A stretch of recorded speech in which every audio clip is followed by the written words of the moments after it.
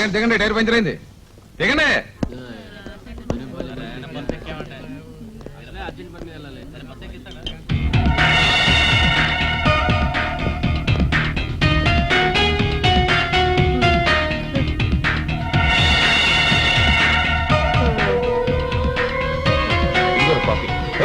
విజయ్ విజయ్ విజయ్ బాబు సోడాబు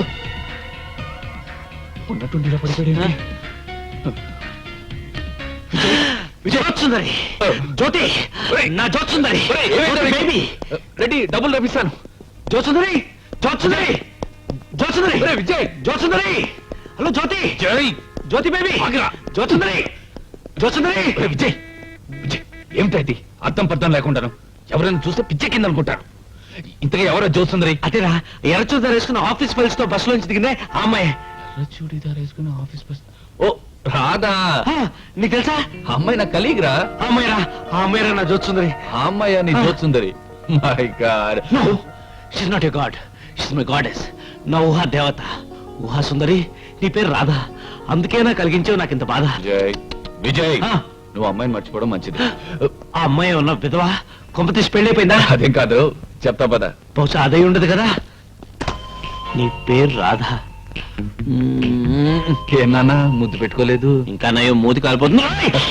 నువ్వు రాధను మర్చిపోకపోతే నీ జీవితమే కాలిపోతుంది. అదేమిట్రా? ఆ అమ్మాయి పెద్ద కంచురా. కంచేమిట్రా? కంచు చుంచు. నువ్వు ఆ అమ్మాయిని ప్రేమించడం అనవసరం. ఏ? ఆ అమ్మాయిని ప్రేమించినా ఆ అమ్మాయితో నీ పెళ్లి జరగదు.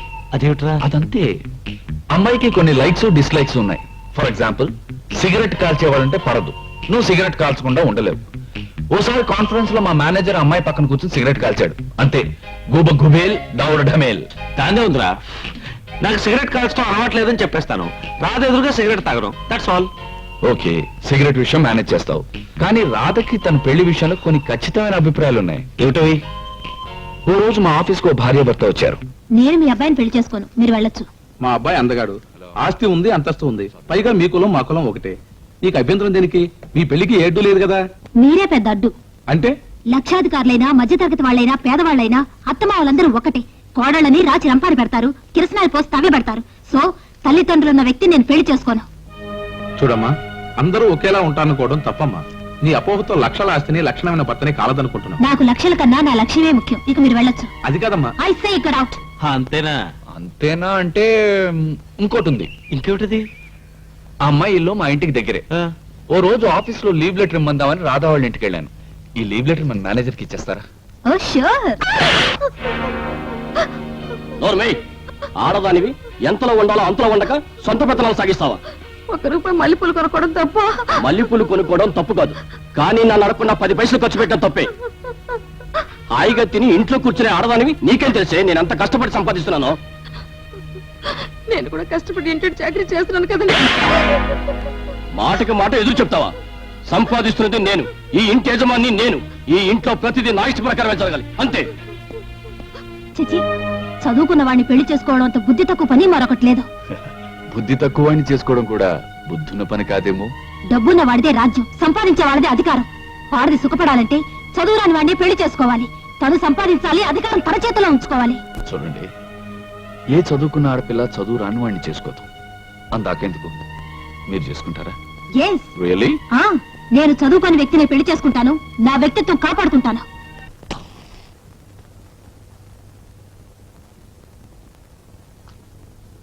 నీకు తల్లిదండ్రులు ఉన్నారు గనక రాధను మర్చిపోవడం మంచిది.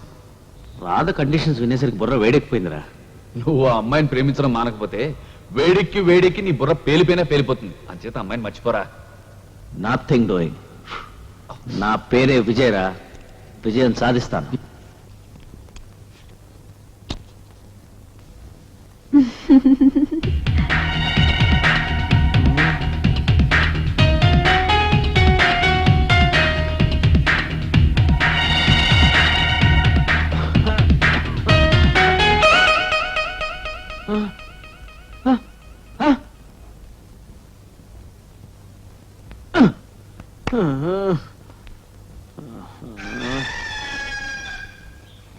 అదేటప్పుడే తెల్లారిపోయింది. కోడి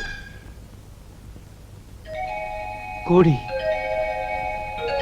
కోడి కోడి ఎంత గొప్ప ఐడియా వచ్చిందిరా. సందేహమే లేదురా నాన్న, నువ్వు ఎంతో గొప్పగా ఎదిగిపోయావు.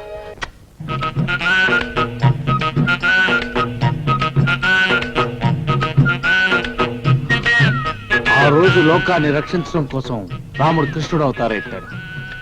ఈ రోజు రాధ ప్రేమ దక్కించుకోవడం కోసం ఈ విజయ్ కిట్టయ్య అవతారెత్తాడు.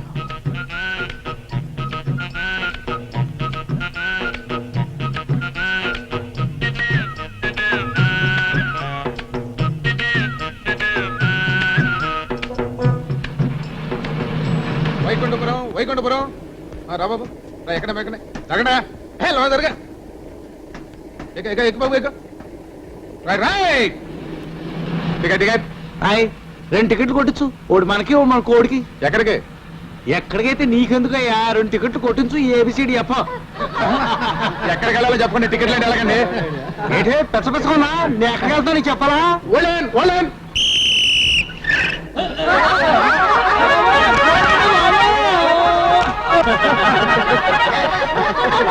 అయ్య బాబోయ్, మీ దగ్గర అమ్మాయి గారు ఏమనుకోకుండా క్షమించండి. సర్లే ముందు లే. అయ్య బాబోయ్, నీకు కావాలని పడలేదండి, నేను అలాంటి కానండి. అబ్బా, అలాగే ముందు లేవయ్యా. అయ్య బాబోయ్, నేను అల్లరి చేసేవాడిని కానండి.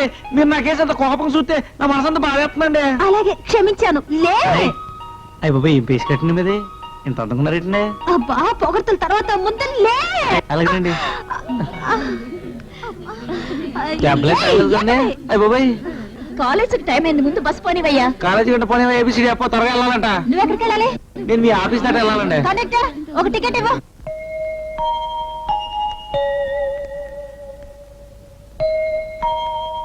బాబా, కోతంత ఉత్తరముఖ రాసేట్టు బాబా. ఏయ్, నేనేమన్నా నీ గుమ్మస్తాననుకున్నారో idiot stupid country brute. ఎంగిల్ పీస్ లో పగలు చెప్తావేంటి? ఆ మాత్రం మా తెలియదా? నీకే తెలుసా?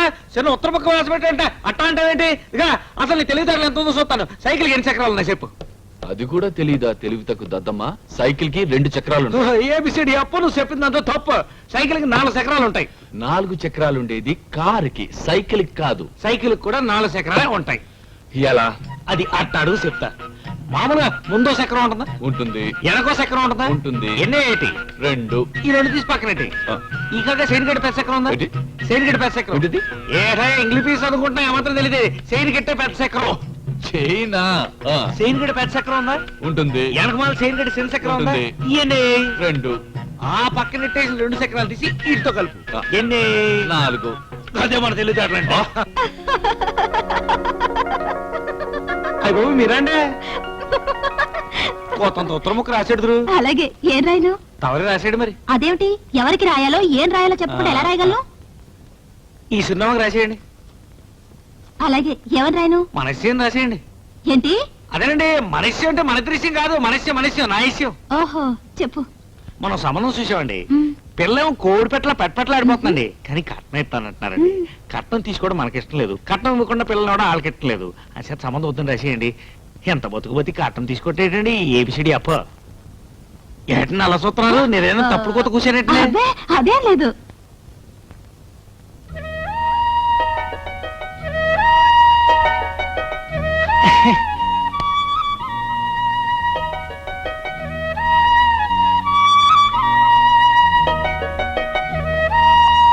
కిట్టయ్య, హాయ్.